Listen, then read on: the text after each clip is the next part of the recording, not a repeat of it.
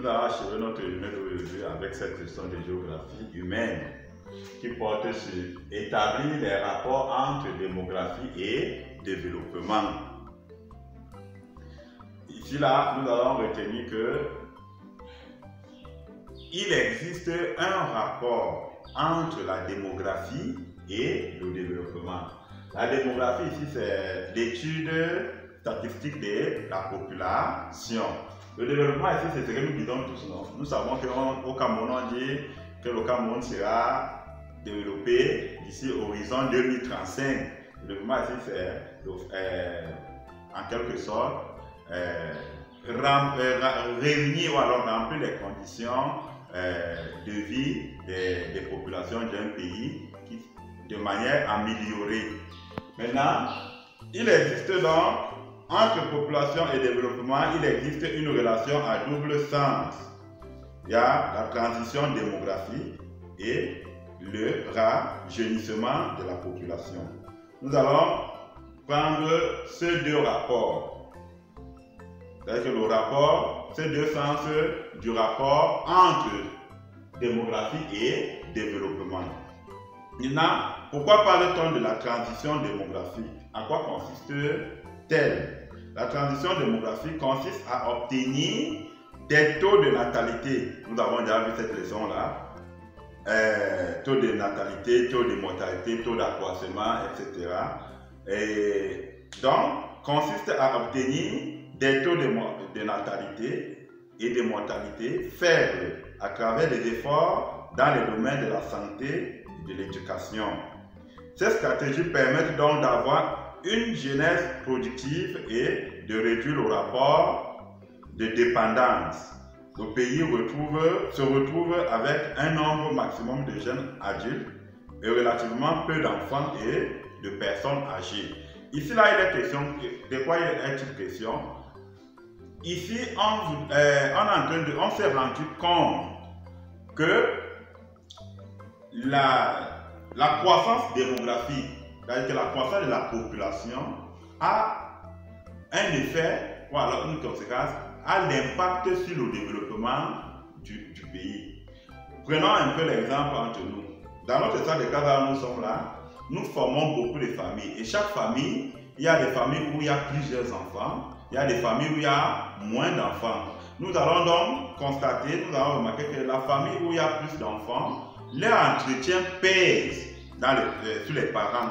C'est-à-dire que celui qui a peut-être 4-5 enfants, s'il donne 200 pour le déjeuner des enfants, il aura dépensé 1000 francs à lui seul pour les 5 enfants. Or, celui qui n'en a que un va dépenser, il peut donner à l'enfant 400-500 pour l'enfant est suffisamment à l'aise avec ces 500 francs-là. Par contre, la famille, celle qui a 5 enfants, les enfants auront 200, c'est déjà moins, mais ça pèse sur le parent parce que l'autre parent a dépensé 500 à donner à sa fille ou bien à son garçon qu'il a seulement. Or, l'autre a dépensé 1000 francs. Mais le niveau de vie de ces enfants-là, c'est différent.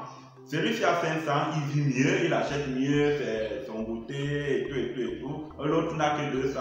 Mais au niveau de la famille, celle qui a 5 enfants dépense plus. Alors, il va moins économiser. Vous allez voir donc qu'il va perdurer maintenant dans la location. Or, l'autre aura économisé 500 qui vont lui permettre peut-être de se bâtir une maison digne de ce nom. Voilà donc d'où la croissance de la population impacte sur le développement. On peut donc maintenant étaler cela à l'échelle nationale. Vous voyez donc que la population a aussi cet impact-là sur le développement. Puisque plus on a d'enfants qui sont jeunes, ils sont dépendants, ils ne produisent pas, alors, et ils imposent un certain nombre de conditions vitales qui pèsent sur l'économie. Et dans le deuxième point ici maintenant, c'est le rajeunissement. Maintenant, nous avons les pays où ils ont bien mis en pratique la transition démographique. C'est-à-dire qu'ils ont la maîtrise, la médecine est développée, ils ont la maîtrise du planning familial, ils ne font plus assez d'enfants et tout. La mort a reculé puisqu'ils meurent moins, mais ils ont aussi moins de naissances. Ils ont réduit les naissances et aussi les décès. Maintenant, à un certain moment, ça a été 10 ans, 20 ans après, ça pose aussi un autre problème dans le développement. Ce problème-là est dû maintenant à quoi? Et que, après ces 10 ans, ça a été 20 ans, 2 décennies après, ces jeunes adultes d'hier sont aujourd'hui âgés, ils vont à la retraite. Le mot retraite ici, là, nous quand on entend retraite, c'est quand le parent cesse de travailler. Bon, en Occident, quand on parlait de retraite, ce sont des personnes qui sont déjà âgées, qui ne peuvent plus se prendre en charge. Généralement, très souvent, peut-être un village là-bas où on les case. Ouais, donc, maintenant, ils deviennent aussi comme des enfants qu'on a évités hier. Parce que là, ils ne produisent plus. Ils ont besoin aussi d'un certain nombre de conditions vitales pour pouvoir continuer à vivre.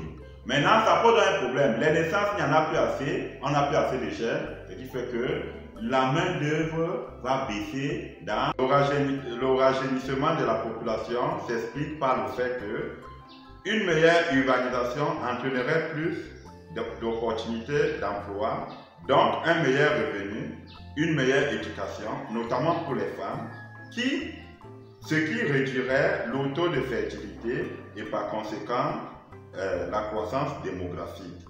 La transition démographique ayant réduit les naissances et les décès, l'âge moyen des actifs a évolué décennie après décennie pour aboutir à une situation où les actifs seraient minoritaires par rapport aux retraités.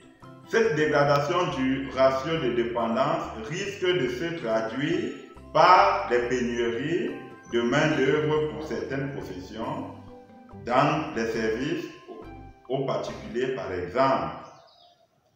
Alors, pour résoudre la transition démographique, il fallait obtenir les taux de natalité et de mortalité faibles, fournir beaucoup d'efforts dans les domaines de la santé et de l'éducation. Maintenant, alors, pour maîtriser donc le rajeunissement de la population, qu'est-ce qu'il y a lieu de faire? Bon, dans certains pays, par exemple, comme au Canada, comme aux États-Unis d'Amérique, ils ont opté pour l'immigration.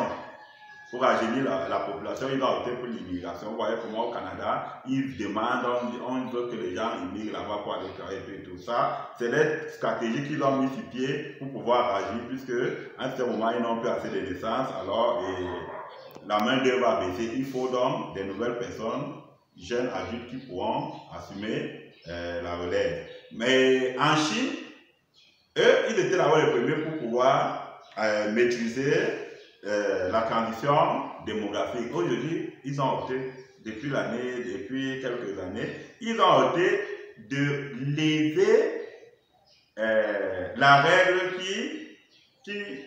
qui demandait que par couple on ait un enfant. Ils sont en train de lever cette règle-là pour pouvoir encore faire des enfants qu'on va encore amener pour rajeunir pour le rajeunissement de la population, de prendre la relève pour que le développement qu'on avait déjà atteint là ne puisse plus de croître. Alors, la leçon est toujours là, en bas de ici en bas de nos explications.